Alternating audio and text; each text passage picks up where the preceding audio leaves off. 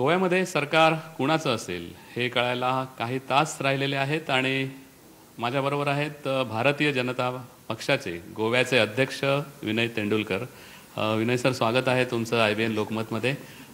गोव्याचं सगळं जे गणित आता मांडलं जात आहे, म्हणजे वेगवेगळे एक्झिट पोल येत आहेत आणि 3-4 प्रकारचे एक्झिट पोल येत आहेत आणि गोव्यामध्ये त्रिशंकू स्थिती निर्माण होईल असं एक एक्झिट पोलचा सर्वे आहे आणि भाजप बहुमताचा आकडा गाठू शकेल की नाही अशी शक्यता निर्माण झाली आहे. तुमचं या बाबतीतली काय प्रतिक्रिया?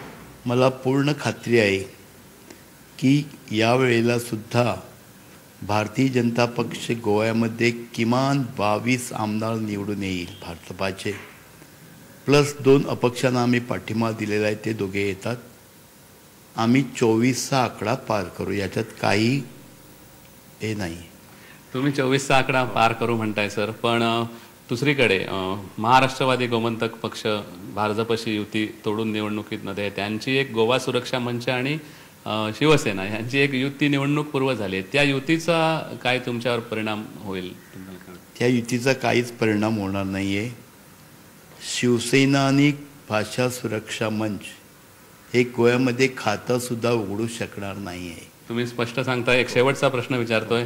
निवडणुकीनंतर म्हणजे मतमोजणीनंतर जी स्थिती निर्माण होईल, जर तरला विस्तार नसतात तरी पण भारतीय जनता पक्षाला अगदी सरकार बनवण्यासाठी कुणाची मदत लागू शकते का? आणि जर लागली तर भारतीय जनता पक्ष जवळचा पक्ष म्हणून कुणाचा विचार करणार आहे?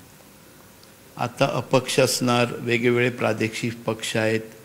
जर तर समजा घ्यावी लागलीच मदत तर आम्ही अवश्य घेऊ, कारण राजकारणात सरकार असणे महत्त्वाचं असतं. धन्यवाद तेंडुलकर साहेब आमच्याशी बोलल्याबद्दल. आपण पाहिलं की भारतीय जनता पक्षाने दावा केला आहे की 22 जागा किमान यावेळी मतमोजणीनंतर त्यांना मिळतील आणि ते गोव्यामध्ये सरकार स्थापन करतील. पण तरीसुद्धा जर मदत लागलीच तर अपक्षांवर भारतीय जनता पक्षाची भिस्त राहील.